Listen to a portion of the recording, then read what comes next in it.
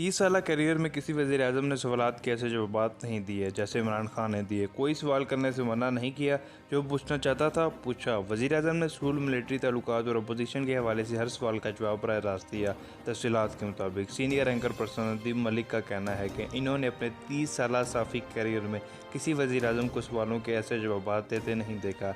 निजी टीवी से गुफ्तगू करते हुए एंकर पर्सन का कहना था कि इन्होंने हसास अदारों समेत सूल और मिलिट्री के साथ जो हुकूमत के हालिया और गुज़िश्ता मामलात हैं, इन पर बराह रास्त सवालात किए और वज़ीर-ए-आज़म ने इन सवालात के डायरेक्ट जवाब दिए।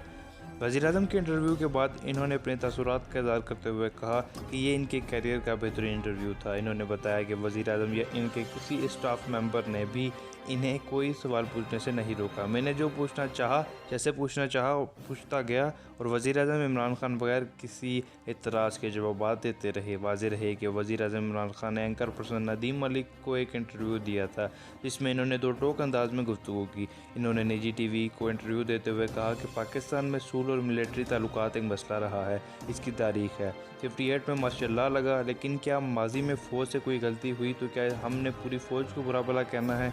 जस्टिस मुनीर से गलती हुई तो क्या हमने पूरी अदलिया को बुरा कहना है? कुछ लोग पैसा मुल्क से बाहर लेकर जाते हैं तो सारे सियासतदान करप्ट होते हैं। मिलिट्री का काम मुल्क चलाना है। मार्शल लॉ के आने का मतलब यह नहीं कि फ़ौज आ जाए, बल्कि जमहूरियत को ठीक करना होगा। मौजूदा सूल मिलिट्री ताल्लुकात सबसे बेहतर हैं। फ़ौज हुकूमत के पीछे खड़ी है। पाकिस्तानी फ़ौज बदल चुकी है। जमहूरी हुकूमत अपने मंशूर में काम कर रही है। फ़ौज साथ खड़ी है। इन्होंने कहा कि मैं सवाल पूछता हूँ कि मेरी पार्टी की पॉलिसी थी कि अफ़गानिस्तान के मसले का हल मिलिट्री हल नहीं, अमेरिका की जंग में हमें नहीं पड़ना चाहिए था। आज पाकिस्तानी फ़ौज मेरी पॉलिसी के साथ खड़ी है। हिंदुस्तान के साथ अच्छे ताल्लुकात की ख्वाहिश पर फ़ौज साथ थी। करतारपुर के मसले पर साथ खड़ी थी।